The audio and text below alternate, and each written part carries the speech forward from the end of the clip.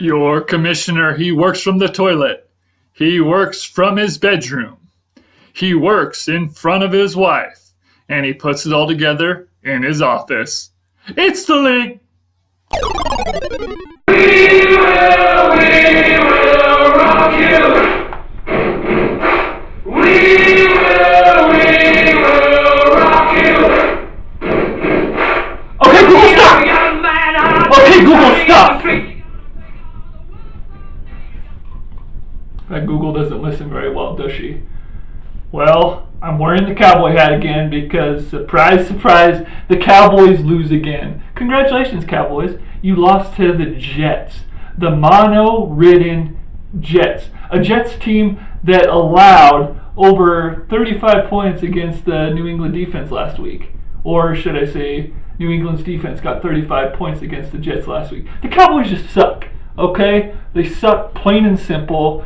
And I'm going to wear this cowboy hat until the Cowboys actually win a game. Because frankly, I find it hilarious. I find it funny. And I'm going to wear this Broncos shirt because this week the Broncos are playing the Kansas City Chiefs on Thursday night, coming off of 2 straight wins. We're back in the hunt. If we win on Thursday, it's going to be a big, big week. But we just got done with week 6.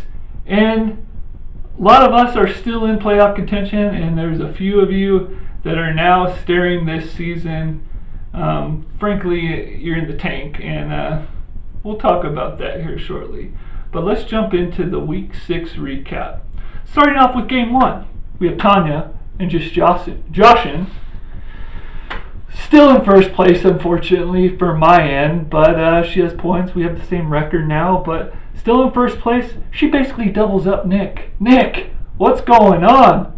I mean, you changed your name to Mount Minshuvius, whatever. That didn't help. And congratulations, Nick. This week you get the horse's ass low point of the week. Hit the music. That's right, Nick. I think this is your second time getting low point this year.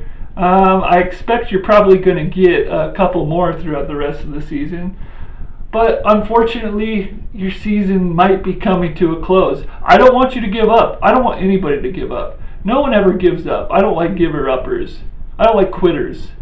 So, Nick, please continue to keep playing hard, or not playing if I play you that week. Next matchup, we had Mac and Devontae's Inferno versus Colton the Me Homies. Colton, almost low point for a 3rd straight week. But hey, at least you're still actually in the mix, I think. Mac picks up the Broncos defense. Last week he picked up the I forget what defense he picked up last week that scored him a lot of points. But Mac picks up the Broncos defense, and that gives him 23 points. I don't know what the deal is. He was this close to becoming high point, and I swore I would have stopped doing these videos if he would have got high point again. But Mac wins. He's on a winning streak right now. He's in the hunt. The third matchup. What would Deshaun do versus Cody and Water Boys? Cody, man, your season's pretty much over. You might as well start taking care of your farm animals, picking up a case of Dale's Ale on a Thursday night and, making it last throughout the whole weekend, because I don't know what you're going to watch anymore. But hey, just like Nick, I don't want you to give up. I want you to keep pushing forward. No quitters. Remember that. No quitters. I'm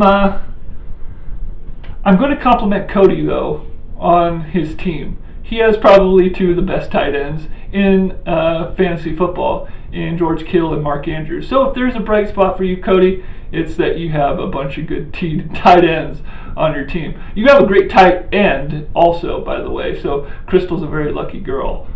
Next matchup, we have Bryce and the Chubby Chasers versus Ashley. Ashley, what happened after your High Point award a couple weeks back? It's like you're not getting any production after that, or since that week. Bryce is on the backs of his running back. I mean, he's riding his running backs right now. Nick Chubb, Carson. Heck, I even think you had one on the bench. But Bryce, what are you doing with Julian Edelman on your bench? Shouldn't you be playing him when Tom Brady is still throwing the ball like he's a 30-year-old? Come on, Bryce. I expect you to put Julian Edelman back into your lineup. And last but not least, myself, the mustache, versus Liz and Liz and show me your TDs. Liz, I beat you. I told you I would. And congratulations to me. Yours truly is going to do the high point interview because, yes, I scored the most points. I was a little worried, though, Thursday night when Liz had the New England Patriots in her defense. I thought for sure that Liz was going to just mop the floor with me this week. But no, I stepped up. I stepped up my game.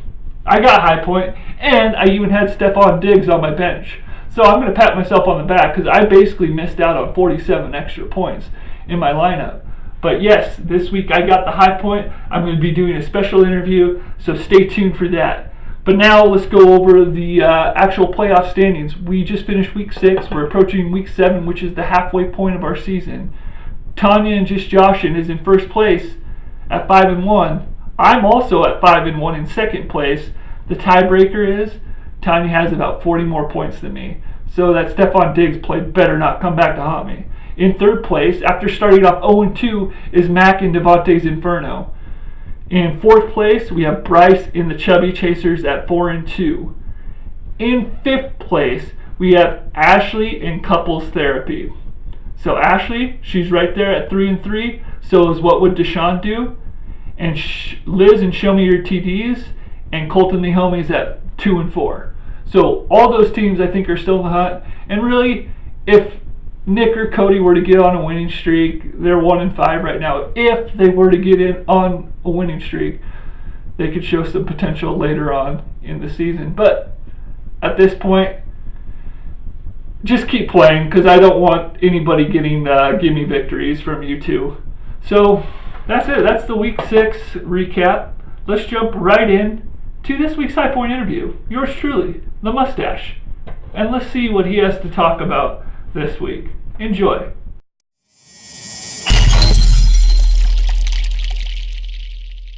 And joining me on the BNC Refuse Hotline today, it's myself, the mustache. Hey, the mustache, Pat, how are you doing today? You had a big win against your wife this week. How do you feel? I feel good. I actually feel really good. I told you I was going to beat my wife, and I did. You sure did. You sure beat your wife, and you beat her good. 149 to 126. What was it that made you go with the starting lineup that you did? Well, Pat, my lineup is number 1. Every position is basically number 1. I'm just going to continue playing like a number 1 team. What can I say? I'm number 1. Okay, the mustache, we get that you're number 1, but don't you feel a little bit bad that you beat your wife this week? You talked a lot of crap about it, and I guess you did back it up, but don't you feel just a little bit bad about beating your wife? Well, Pat, I guess I do feel a little bit bad about that. Well, yeah, you should feel a little bit bad, but hey, you're in second place behind Tanya. What do you think about Tanya being in first place? Well, truthfully, Pat, that's pretty dumb. No way Tanya should be in first place right now. Well, Mustache, you may think that's dumb, but there's still half of the season left to play out, so there's still a chance you can take first place. Hold your britches. But I guess my next question is, what do you think about Cody and Nick? Cody coming off of a championship year, and Nick in dead last place. Do you have any opinion on what's going on with those teams? Well, Pat, truthfully, what is this, amateur hour? I mean, come on. The whole league's basically laughing at them at this point. I mean, we are laughing really, really hard. Whoa, they're harsh words, Mustache. Take it easy on the guys. I get they're having a tough year, but man, that's just harsh. Anyway, before I let you go here today, is there anything you would like to say to the league before I sign off on the interview? Well, Pat, I'm just going to continue beating everybody in this league like a cowbell for the rest of the season. And that's about it. All right, well, thanks, Mustache, for your time, and you have a great week 7, okay? All right, thanks, Pat. By the way, you suck at doing interviews. Well, there you have it, interview with myself. I had a good time doing it. But let's go ahead and jump right into the week 7 preview. This week will make it the halfway point in the season. So let's go ahead and check out the week 7 preview. It's the Week 7 preview brought to us by SportsEyeTest.com. Well, Week 7, here we go. We got a great slate of games. Let's go ahead and take a look at it. So, the first matchup I want to highlight is myself, the Mustache, who's in second place, versus the fourth place Bryce in the Chubby Chasers. This is a very crucial matchup for the playoff race as we got second versus fourth. Bryce has some players on bye, and so do I, so it'll make for an interesting matchup. Next matchup, we have Nick in Mount Minchuvius versus Liz and Show Me Your TDs. Frankly, on paper, this is showing Nick has a comparable matchup with Liz, but Liz consistently puts up points, and she really wants to get in the win column considering she still leads the league in points per game. Next matchup, we have Cody and the Waterboys versus his brother Colt in the Me Homies. Very close matchup as well, 107 to 108. Which brother's going to pull away? This is a rematch from last year's championship game. Exciting matchup between those two. Next matchup, we have Ashley in Couples Therapy versus What Would Deshaun Do? A battle of 5th versus 6th, so they're really pushing to get into the playoff contention. With bye weeks now in full swing, it's crucial to look at your lineups and make sure of who you're playing, which leads me to the matchup of the week. We have Mac and Devontae's Inferno versus Tanya and Just Joshin. First versus third place in the league. And boy, does Tanya have issues that she's going to be dealing with. Tanya, just looking at your lineup, looks like she has a receiver on bye and Christian McCaffrey. Christian McCaffrey's basically been your workhorse all year. So that means she's going to have to play somebody this week in his place, as well as a wide receiver. Does she have anybody on her bench? Looks like she has a couple people she can go with, including Will Fuller. So I'm pretty much sure she's going to be putting him in. The question is which defense is she going to pick up going into this matchup? Same with Mac. He has Denver as his defense. Is that going to be a good matchup against Patrick Mahomes? We'll find out.